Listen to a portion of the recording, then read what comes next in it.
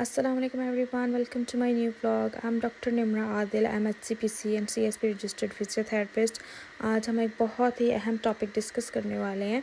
उससे पहले डिस्क्लेमर ये है कि ये वुमेन के लिए स्पेशली उन लोगों के लिए है जिनको पेल्विक गिर्डल पेन जिसको चूल्हे का दर्द भी हम बोलते हैं, वो अमूमन तौर पे रहता है। कोई प्रेग्नेंट लेडी है या जिसने जस्ट बेबी डिलीवर किया है या फिर कुछ साल हो गए डिलीवर किए हुए फिर भी उनको चूल्हे का जो दर्द है वो होता है, ख़ास तौर पे ये उनके लिए है। उसके अलावा जो हेल्दी वुमेन है, अगर वो भी एक्सरसाइजेस करेंगी तो वो आगे आने वाली ज़िंदगी में अपने इस पेन से बच सकती हैं, जो कि आजकल बहुत ही आम है औरतों में। तो चलिए शुरू करते हैं आज का टॉपिक, जो है पेल्विक गिर्डल पेन, जिसे हम PGP भी बोलते हैं, जिसे हम चूल्हे का दर्द भी बोलते हैं। इसको हम सिम्फिसिस प्यूबिस डिसफंक्शन भी बोलते हैं। इसके काफ़ी सारे नाम हैं। तो इसके आज हम कॉजेज़, सिम्टम्स और ट्रीटमेंट डिस्कस करेंगे। वैसे तो चूल्हे का जो दर्द होता है उसकी बहुत सारी वजूहात होती हैं जिनको हम आगे डिस्कस करेंगे, लेकिन मेन वजह होती है वो जो प्रेगनेंसी में मसल्स टाइट होते हैं, लूजन अप होते हैं, लिगामेंट्स, उसकी वजह से होती है। उसके अलावा डिलीवरी के बाद जो सारा प्रोसेस होता है वो, या फिर इसी सारे प्रोसेस के दौरान जो हमारे मसल्स को अफेक्ट हुआ होता है उसकी वजह से भी हमारे आने वाली जो आगे ज़िंदगी होती है उसमें भी होती है। तो मेन वजह जो है हम इसी को लेकर चलेंगे आज, इसके बारे में ही हम डिस्कस करेंगे। इससे रिलेटेड जो पेन होती है उसको कैसे हम ठीक कर सकते हैं उसको डिस्कस करेंगे।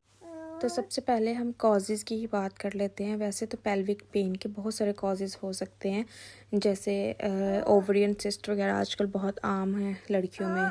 उसके अलावा एंडोमेट्रियोसिस होता है, एडिनोमेट्रियोसिस होता है। इसमें ये होता है कि जो यूट्रस की जो टिश्यूज़ होते हैं वो गलत जगह पे ग्रो करने लग जाते हैं। वो ज़्यादा डिटेल्ड और टॉपिक है, उनको हम डिस्कस फ़िलहाल नहीं करेंगे।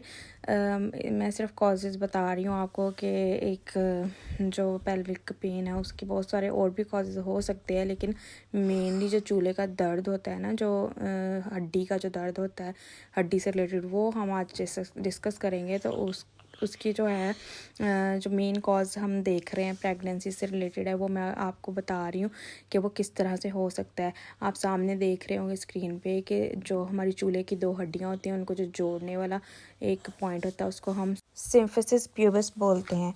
तो सिम्फिसिस प्यूबिस डिसफंक्शन का मतलब ये है कि जब ये जो पॉइंट है ये डिसफंक्शन कर जाता है, अपना फंक्शन सही से नहीं कर पाता है, उसको हम सिम्फिसिस प्यूबिस डिसफंक्शन कहते हैं। और ये किस तरह से होता है, जैसे कि आप देख रहे हैं एक नॉर्मल वाला पेल्विस है, उसके अंदर ये पॉइंट बिल्कुल साथ जुड़ा हुआ है, लेकिन जो दूसरा एबनॉर्मल वाला है जिसमें पेन है उसमें ये पॉइंट में गैप है।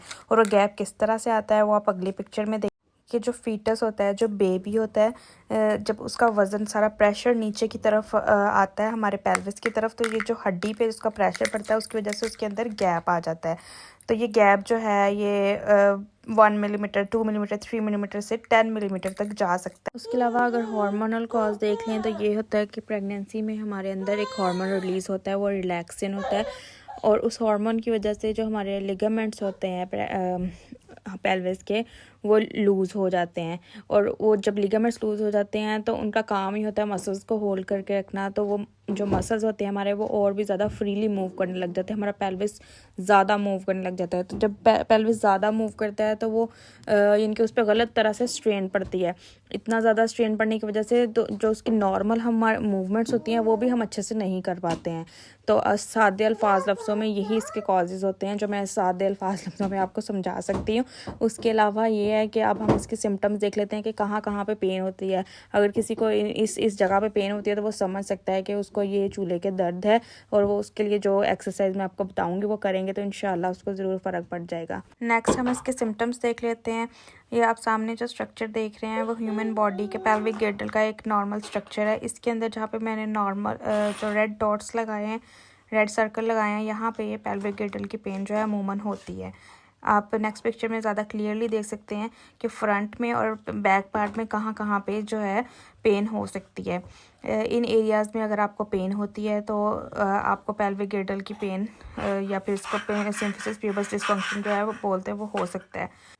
इसके अलावा मैं आपको जो ऊपर से सिम्टम्स होते हैं वो मैं आपको बता देती हूँ। अक्सर आपने देखा होगा जिनको ये पेन होती है ना, उनको स्टेयर्स चढ़ने में पाँव ऊपर रखने में मसला होता है, गाड़ी से बाहर निकलने में मसला होता है, या फिर आप बेड पे लेटे हुए तो करवट लेने में मसला होता है। और इसके अलावा जंप करने में, रनिंग में ज़ाहिर सी बात है वो तो मसला होगा उनको। जस्ट ज़्यादा देर वॉक करने में मसला हो जाता है, ज़्यादा देर बैठे रहने से उनको मसला हो जाता है, या फिर ज़्यादा देर लेटे रहने से भी मसला हो जाता है। इनकी कॉन्स्टेंटली अगर वो एक काम कर रहे हैं तो उसको उन चीज़ों से प्रॉब्लम होती है। पेन है वो इतनी आम है कि 39 to 80% तक हर, यानी कि ये पूरे वर्ल्ड में फैली हुई है, और 5 में से हर एक औरत को ये होती ही है। यहाँ पे मैंने एक और पिक्चर लगाई है ताकि आपको और सही तरह डिफरेंस पता लग जाए। एक हेल्दी पेल्विस है और एक सिम्फिसिस प्यूबिस डिसफंक्शन वाला है। उसमें आपको गैप साफ तौर पे नज़र आ रहा होगा, जो फीटस के प्रेशर की वजह से आता है, नीचे पर्पल कलर का जो गैप है। नेक्स्ट हम इसके एक्सरसाइजेज, जो ट्रीटमेंट प्लान है वो डिस्कस कर लेते हैं।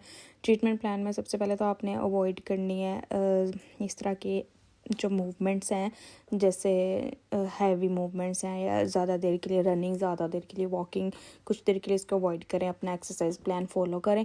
आहिस्ता आहिस्ता आप इन चीज़ों को कंटिन्यू कर सकेंगे, लेकिन अभी के लिए अगर आपको ये शदीद पेन है तो आप अवॉइड करें।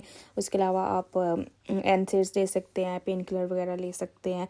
और अगर आपको बहुत ही सीवियर कोई और मसला है तो आप एक्सरसाइज स्टार्ट करने से पहले अपना जो हेल्थ केयर प्रोवाइडर है, जिस डॉक्टर वगैरह है जिसको आप पहले से दिखा रहे हैं, आप एक दफ़ा उनको भी पूछ सकते हैं। और अगर एक्सरसाइज करने के दौरान आपको पेन ज़्यादा हो जाए, यानी कि 1-2 दिन के बाद भी अगर ज़्यादा होती रहे, तो आप उसको छोड़ सकते हैं और मुझे कमेंट्स में भी पूछ सकते हैं अगर अब कोई और मसला इसकी वजह से आ रहा है। हमारी पहली एक्सरसाइज है वो हम स्टार्ट करते हैं। आपने सिंपली एक चेयर या एक सोफ़ा ले लेना है, उसके ऊपर आपने स्क्वाट्स करने हैं, यानी कि सिंपल आपने बैठना है, अपने हाथ दोनों अपने घुटने पर रख के और खड़े होना है, बैठना है। इस तरह से 10 टाइम्स आपने ये रिपीट करना है। जितनी भी आपको एक्सरसाइजेज बताऊंगी वो आपने 10 टाइम्स रिपीट करनी है। अगर शुरू में आप कम भी करना चाहते हैं आप कर सकते हैं। जितनी मैं एक्सरसाइज बताऊंगी उसमें से अगर आप आधी करना चाहते हैं स्टार्ट में, तो आप आधी से शुरू कर सकते हैं। आहिस्ता आहिस्ता आप ज़्यादा पे जा सकते हैं। और अगर 10 की बजाय 5 टाइम्स करना चाहते हैं एक दफ़ा में, तो आप 5 टाइम्स भी कर सकते हैं।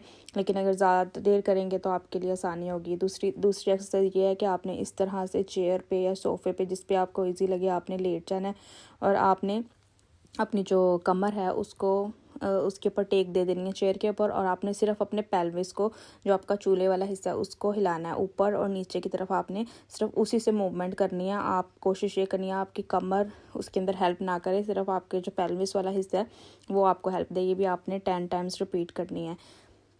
और जो भी एक्सरसाइज आप कर रहे हैं उससे पहले आप हीट ज़रूर दे लें, आपके लिए आसानी होगी और आपको फ़र्क भी उससे ज़्यादा पड़ेगा, मसल्स भी रिलैक्स हो जाएंगे। नेक्स्ट हम जो एक्सरसाइज करेंगे, सिंपली आपने सोफ़े के ऊपर लेट जाना है साइड को करवट लेके, और आपने अपनी जो टांग है, जिस आप दोनों साइडों पे भी कर सकते हैं, लेकिन अगर आपको एक साइड पे ज़्यादा दर्द है तो आप ये उस साइड पे कर सकते हैं। और आपने अपने हिप वाला जो चूल्हे की जो हड्डी है उसके ऊपर हाथ रख लेना है कि वो वाला जो जॉइंट है वो आपका मूव ना करे। आपने सिर्फ नीचे वाली जो आपकी टांग है उसको मूव करना है, उसको ऊपर वाले जो जॉइंट है उसको स्टेबल रखना है। यही प्रोसेस आपने पहले आपने राइट लेग पे करना है, फिर उसके बाद लेफ़्ट लेग पे करना है, या फिर आप उस लेग पे करेंगे जिस पे आपको पेन है, जैसे कि मैंने पहले बताया। आप वीडियो में देख सकते हैं, आपको दोनों तरफ से करके बता दिया आपने। अब इस साइड पे भी यही करना है। आप अपने ऊपर वाली जो चूल्हे की हड्डी है उसको स्टेबल रख लेंगे। हाथ रख भी सकते हैं, नहीं भी रख सकते, वो आपकी मर्ज़ी है, लेकिन आपको पता लग जाएगा कि आपकी हड्डी स्टेबल है या नहीं, और आपने ये एक्सरसाइज रिपीट करनी है। इस एक्सरसाइज में आपने एक बैंड लेके इस तरह से ब्रिजिंग करनी है और अपने नीचे वाली टांगों पे लगा के वही जो एक्सरसाइज पीछे की है उसको करना है। और थर्ड एक्सरसाइज आपने ऊपर नीचे स्क्वाट करनी है, और फोर्थ में आपने जो रिबन है वो अपने थाइस के ऊपर बांध के उसको ऐसे खोलना और बंद करना है। नेक्स्ट आप जो एक्सरसाइज करनी है, इस तरह से एक बॉल लेके उसके ऊपर बैठना है और उसको स्क्वीज़ इस तरह से करना है कि आप नीचे को मूव कर रहे हैं, आपका वज़न जो है वो नीचे को आ रहा है। इस तरह 10 टाइम्स रिपीट करना है। यही आपने अपने पेल्विक को, जो अपनी चूल्हे की हड्डी है, उसको साइड टू साइड भी मूव करना है और फिर रोल करते हुए भी मूव करना है।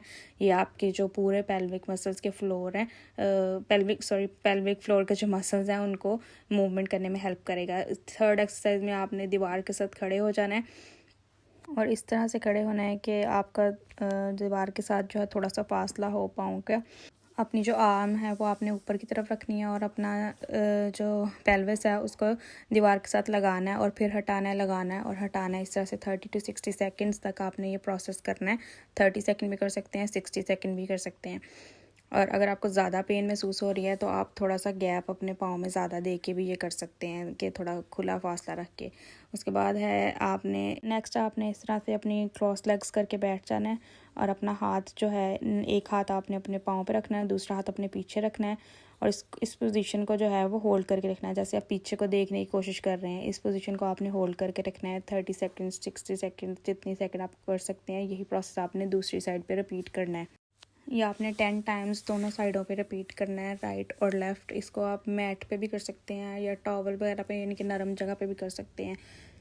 नेक्स्ट जो है वो कैट स्ट्रेच है। ये बहुत ही फेमस एक्सरसाइज है। ये आपको बेबी को इंटीरियर पोजीशन में लेके आता है और एब्डोमिनल मसल्स को भी टोन करता है और आपके जो लोअर बैक है उसको, जो पेन है उसको ख़त्म करता है। इसमें आपने सिंपली इस तरह से बैठना है जैसे बिल्लियाँ बैठती हैं ना, इस तरह से बैठना है और अपनी कमर को ऊपर और नीचे इस तरह से करना है। तो मैं थोड़ा सा डिटेल में बता देती हूँ। पहले आपने इस तरह से बैठना है और अब एक गहरी सांस बाहर छोड़ देनी है, ठीक है। और फिर आपने जैसे जैसे ऊपर को जाना है, अपने मसल्स को, बेली के मसल्स को ऊपर को खींचना है। तो आपने आहिस्ता आहिस्ता सांस लेना है और फिर जैसे जैसे आपने आर्च करनी है, यानी कि अपनी बेली के मसल्स छोड़ने हैं, वैसे वैसे आपने सांस भी छोड़नी है। इनके आपने इस तरह से इनहेल और एक्सेल करना है और ऐसे जैसे कैट करती है अपनी कमर को, इस तरह से करना है। नेक्स्ट जो है वो बैकवर्ड स्ट्रेच है। इसमें ये जैसे योगा पोज मैंने आपको बताया था, चाइल्ड पोज भी इसको बोलते हैं, आप इसको वो भी बोल सकते हैं। आपने इस तरह से जैसे कैट वाला हमने किया था, इस तरह से बैठना है और अपनी बॉडी को जो है पीछे की तरफ स्ट्रेच करना है कि आपकी जो मसल्स हैं, जो आपका पेट के मसल्स हैं, वो आपके टाइटन अप हो जाएं, आपको फील हो कि वो दब रहे हैं। लेकिन ये वाली जो एक्सरसाइज है वो अगर आप प्रेगनेंसी में 3rd ट्राइमेस्टर में हैं तो ये आप ना करें, ये आप उनके लिए नहीं है जो लास्ट ट्राइमेस्टर में है।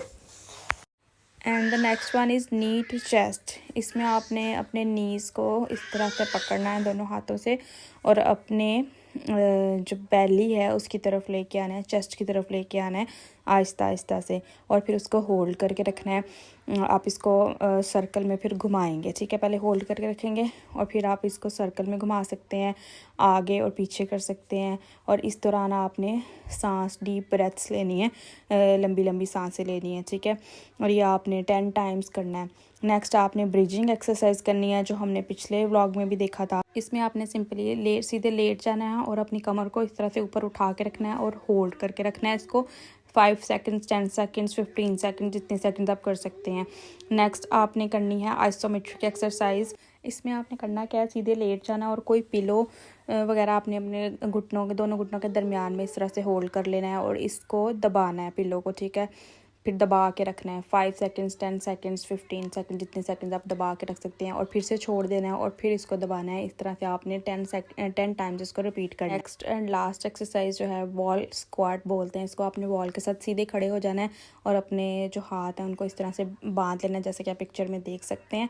और आपने पहले सीधे खड़े होकर आहिस्ता आहिस्ता बैठना है दीवार के साथ लगते हुए, जैसे आप स्क्वाट कर रहे हैं। स्क्वाट्स हम वैसे दीवार के साथ लगे बगैर करते हैं, लेकिन इसको वॉल स्क्वाट इसलिए बोलते हैं कि हमने इसके वॉल के साथ साथ ही आपने बैठना है, ठीक है।